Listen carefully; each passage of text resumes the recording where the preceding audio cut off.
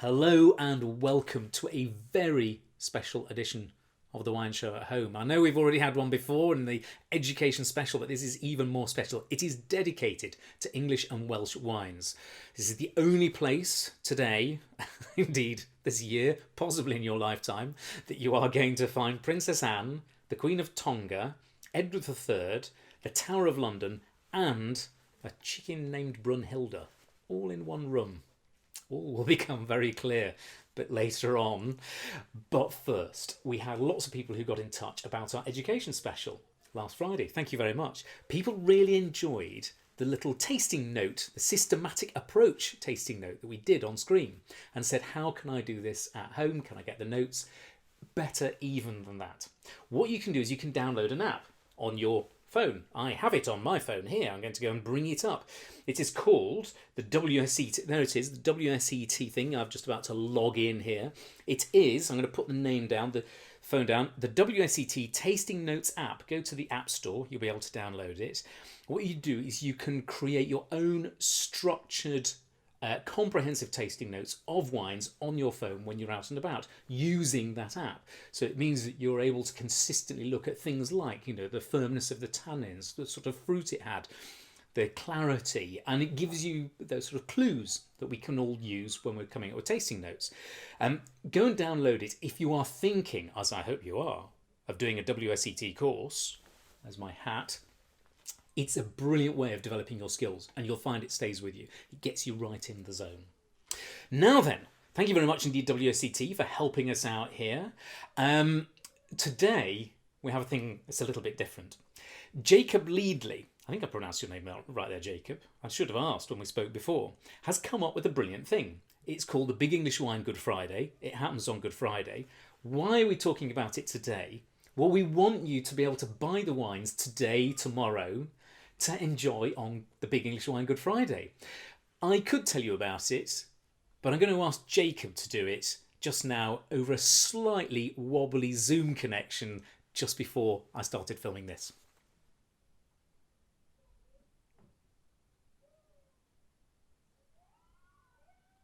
So there you go. What we all need to go and do is to buy a bottle, 2 bottles, a couple of bottles, 3 or 4 if you like, of English wine to enjoy on Good Friday, and we will make a huge transformative difference to the world of English and Welsh sparkling wine, still wine. And in fact, a couple of the people I'm going to feature today have already seen huge material benefits to their business out of going and having this. Where should we go and get stuck in? Well, Jacob's very kind. He said this is not about him and black chalk, but I could not go and do this without mentioning Jacob's brilliant black chalk wine. I'm going to start with some of this here. Isn't it a lovely label? It's quite modern. Sparkling wine, classic 2016. This is £35. Remember, English sparkling wine, it's not a luxury good, but it's pretty premium. It's smart stuff. It's worth every penny. It's considerably better sometimes than other sparkling wines in a different way. There is a precision and a freshness about English sparkling wine you just don't get anywhere else. This is made using Chardonnay, Meunier, Pinot Noir. There's quite a lot of Meunier in it, when I was talking to Jacob before, and it gives it that rich fruit, really rich fruit.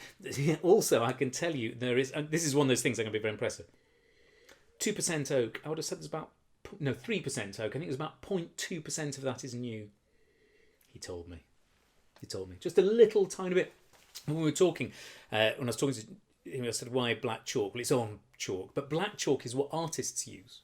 I never really knew this, to do outlines on their pictures. And he said it's about that artist, about tiny, tiny amounts that make a difference to the blend of different pressings and different treatments and different grape varieties and different sites.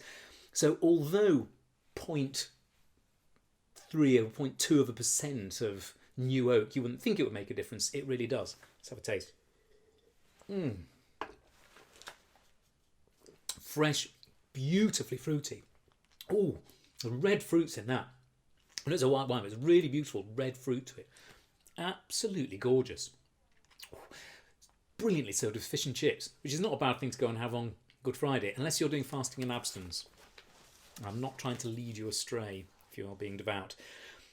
Now, this is available in lots of independents around the country, or go to blackchalkwine.co.uk and buy yourself a bottle of Black Chalk Classic 2016. Jacob, thank you very much indeed. I'm glad we were able to feature your wine. That is a brilliant choice to go and have. I'm going to go and show you some others. Now, all these sparklers are all made using this traditional method, so they're all made using the champagne method and broadly the champagne grape varieties, but there are some still wines in here, and there are some real specialists who are focusing on bringing often smaller English wines to a bigger audience. Two of those are Jonathan Piggins and Clive Barlow in Kent. Hello, in a business called CORKK, 2Ks. So look up CORKK with 2Ks. He says, primarily we're a subscription service where we introduce new wines every month, taking our customers on a journey through the English wine scene. We also make wines available in our online shop. Times are hard for everyone, especially English growers, who have seen their usual route to market decimated with no cellar door, which is important, or on-trade available.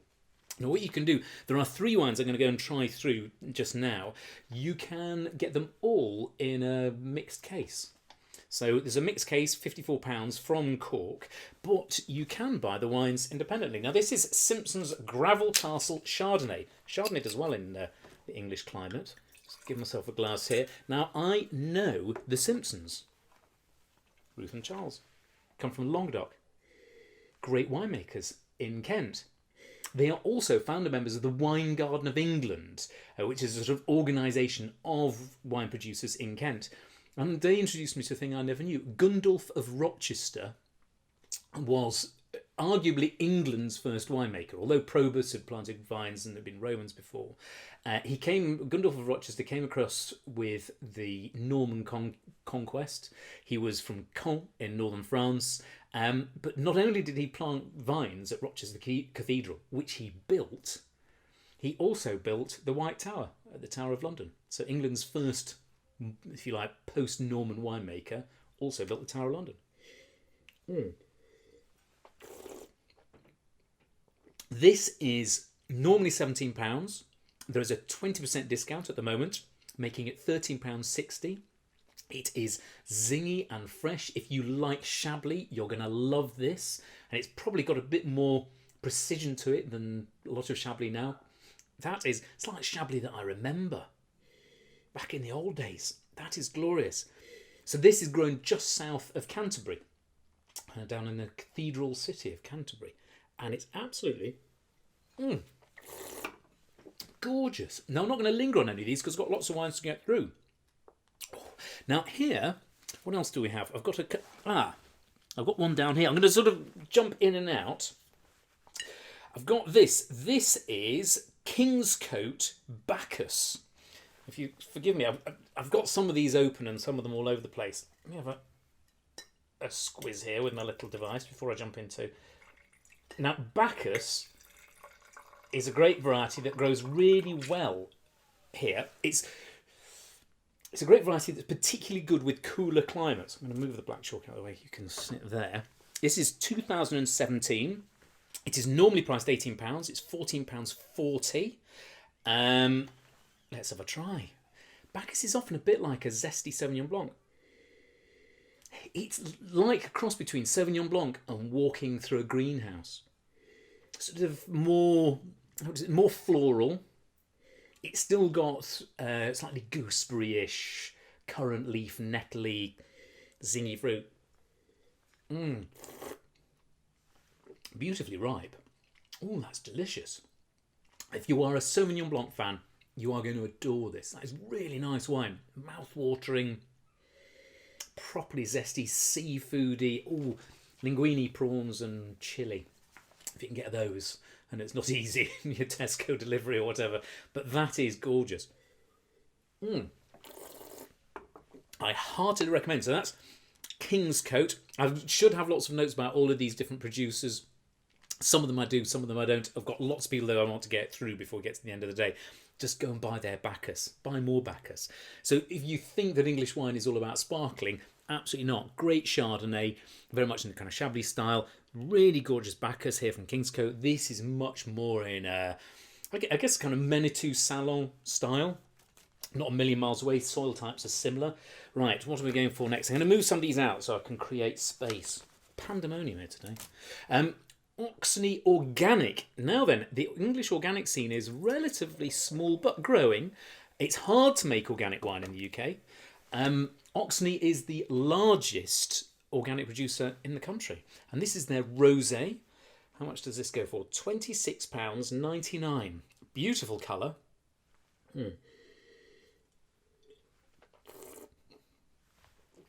Delicious red fruits. It's got wild strawberries on that. Really lovely. This comes from about 6 miles inland from the English Channel in Sussex. And is it too much to the sound? Getting a slightly sort of seaside freshness, iodine-y? Probably is actually. It is lovely. It's grown in a little microclimate area where there's extra sort of ripeness comes from being near woods and so on. Beautiful wine. Actually, that's really good value as well. Slightly sort of bready touch because it has spent time in its lees. So it just softens it out. And a lot of English wines need that. Really delicious. Small producer.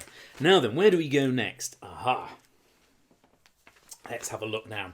Now my chum, Rupert Taylor, I've known chum for Rupert for a long time. He's at Uncorked Wines. Brilliant wine merchant in England. I then had a great salesperson called Matt, and he offered him a job. Took him off me. Hello, Matt. Nice to see you. Glad you're enjoying working for Rupert rather than me. We're all very good friends. He represents Westwell. I'm so glad about Westwell. An exciting producer. No fancy manor house or manicured lawns, just the vineyard team who are at Davenport, headed up by a guy called Adrian Pike. That name rang a bell.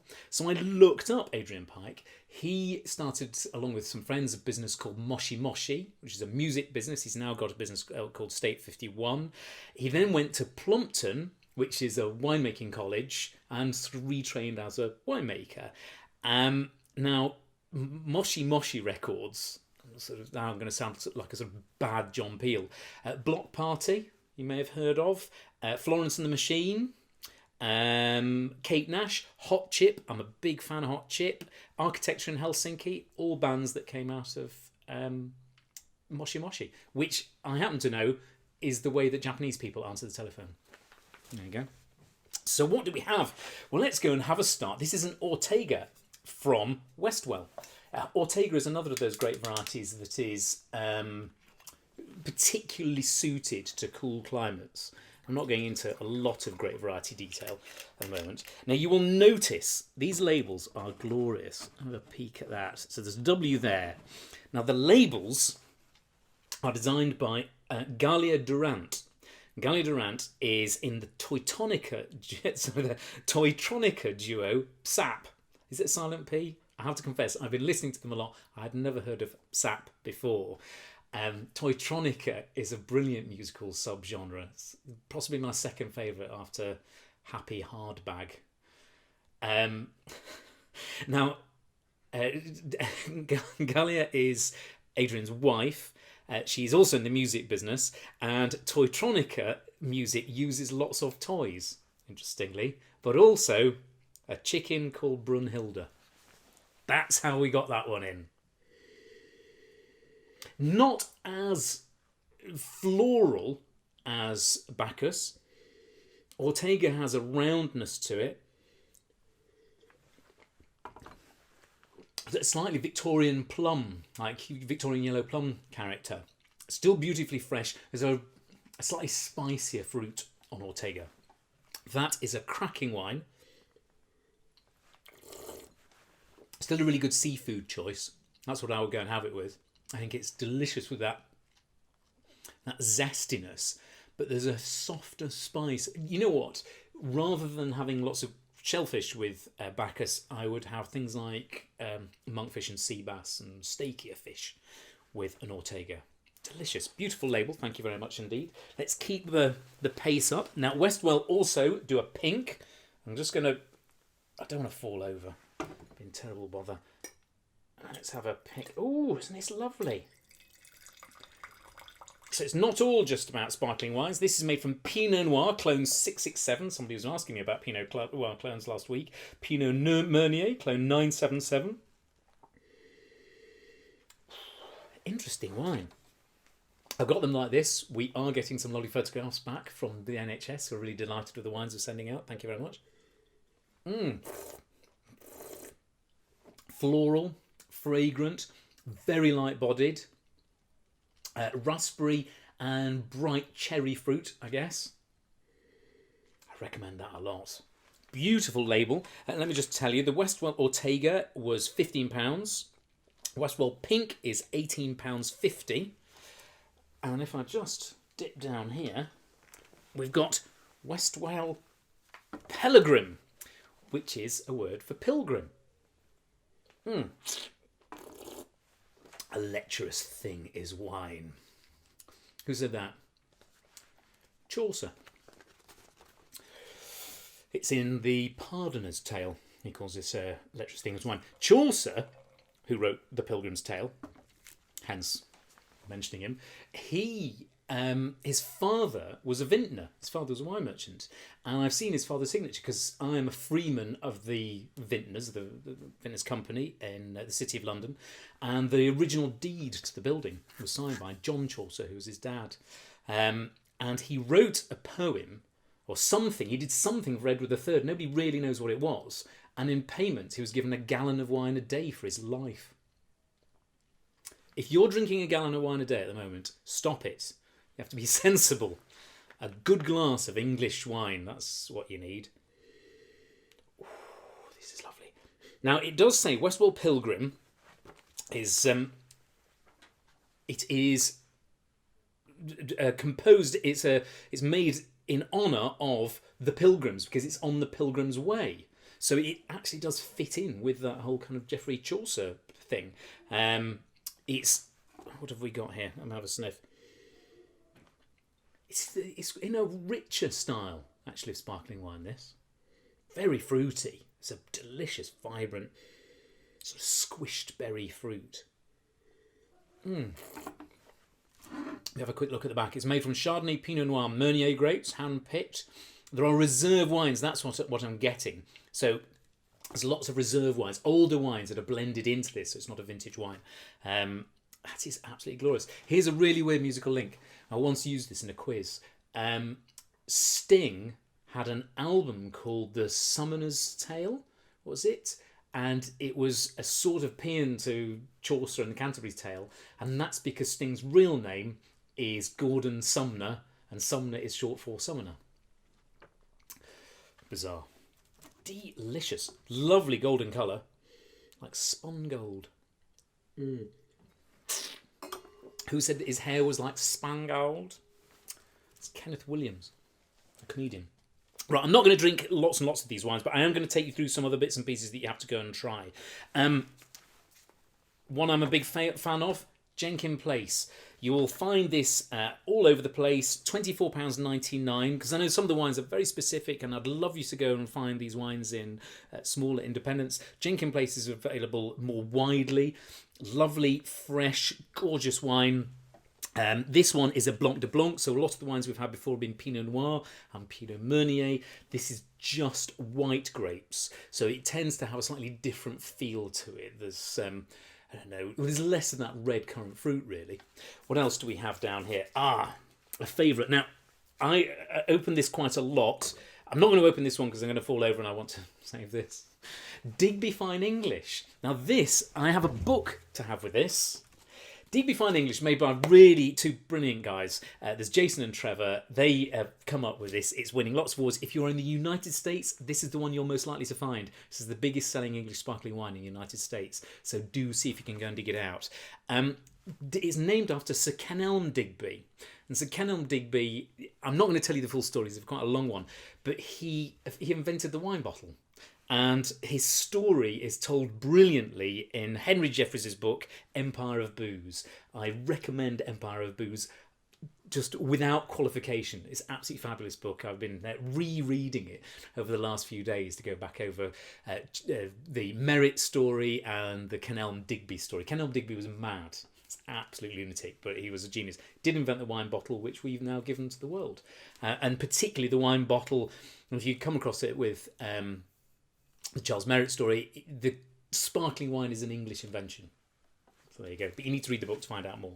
I recommend that. This is Leander Pink, so it's done with the Leander Club for rowing, and we don't get the Oxford-Cambridge boat race, so instead have a drink. I've got 2 more wines to go and show you. This, if you want to really treat yourself, there's lots of really lovely English sparkling wines. This is about £45.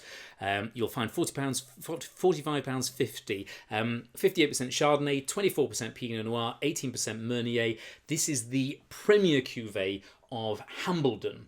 And one of the reasons I love talking about this is because Hambledon is sort of, in a way, the home of English sparkling wine. There is a guy, lovely man, called Bill CORKK, and he still lives on the site. Now, it's a very different winery now. Ian, hello, how nice to see you again. Ian Kellett, who's created this brand, but he inherited this winemaker. And Bill made, in 1969, 600 bottles of sparkling wine on the estate. They were apparently a bit mad, and I think he drank most of them himself. He's a lovely fella. I suspect, Bill, you're probably in your 90s now. He used to breed Dachshunds, and I have a Dachshund. We have that in common, and we get on very, very well. But Bill once told me this amazing story, and I was like, you're a legend. You made the first English sparkling wine in 1969, which he kind of did. It's probably the sort of grandfather of English fizz. But he then said he was more famous for something else. I said, what's that? He said, at the coronation, I was the Queen of Tonga's bodyguard. Incredibly... It's absolutely true. And you look and he's there, and the Queen of Tonga has these 4 guys behind her. Bill was in the Royal Mounted Police, and he's the one on the right-hand side as you're sort of looking at the Queen of Tonga at the back. He was the corporal of the escort, and he trotted along. He tells a brilliant story about looking after her. Famously, some of you may have heard the story of the Queen of Tonga. She was very big. She was both in height and weight the same size as Idris Elba is today. I think she's, to this day, the heaviest and tallest female sovereign ever. And she was travelling with a very diminutive guy from Indonesia, something like the Sultan of Karalantan. I can't remember exactly his name, but Noel Coward famously was watching, and somebody said, who's that with the Queen of Tonga? And Noel Coward, watching, he said, her lunch.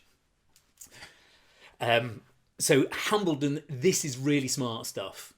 It's a proper world-beating sparkling wine. I recommend it very much. And when you have it, go and have a look at the picture of the Queen of Tonga. And there it is. You were wondering how I get all these bits and pieces in. And this is the maddest wine I've had this year. I've actually been caravanning this a little bit. This is this Sceptred Isle from Balfour Estate, where they sort of allowed the winemaking team to just go mad and said, do what you like. This is made with all the champagne grape varieties. Now, I know you're thinking Pinot Noir, Pinot Meunier, Chardonnay, Arban, Petit Meslier, Pinot Blanc as well, all in this blend. And it's really curious and weird. It is not cheap. It's a real oddity, but it's worth going and having a try. It's £40 to go and give it a whirl. But anybody who's really into wine, I recommend giving the Sceptred Isle a bit of a challenge. This royal throne of kings, this Sceptred Isle. There is a bizarre royal connection. Believe it or not, one of the first English winemakers was Princess Anne. I think I've got all the people in there, as I said at the beginning. Now, Princess Anne, she used to sell her grapes that she grew on a wall in Kensington Palace to merry down the cider people, and they created kind of cooperative. They used to make wine out of it. You could either have the wine or you could make some money. They'll put it into a big blend. But Princess Anne was a very early English winemaker in the 1960s, after Bill CORKK. Brilliant. Right. English wine. We've not even begun yet. Thank you very much to CORKK, C-O-R-K-K. Go and visit them online. To, who else have we got down here? Uncorked.co.uk, Black Chalk Winery, Jenkin Place, Hambledon, Digby Fine English, all got good websites. You can buy wine off all of them. Am I missing anybody else out? Because I'll get into terrible trouble if I do. Balfour Estate as well, down in Kent. All the wines are going to be down in this little description box down here. Okay, you can follow us on Instagram and Twitter and Facebook. Do send us questions. Get the questions in at Wine Show TV, which we're delighted. You can watch all our back episodes. They're all down there on the further down Go further down. You'll be the first person to hear about our trailers if you subscribe and turn on your notifications, and we have some interesting stuff coming up. You can watch seasons 1 and 2 on Amazon Prime in the UK and Hulu in the United States. Some very funny films that are there. Remember to stay safe and stay home. Thank you very much indeed to Elle Parry and Charlotte Wilde for your production support as ever. Charlotte, go to bed earlier, not 2 o'clock in the morning. Louis Broomfield for editing help. Studio direction today was by Ginger Spice. Thank you very much indeed. On camera we had Austin Powers. There you are, Austin. And the sound man was Liam Gallagher, because he's a sound man. Neris Hughes, as always.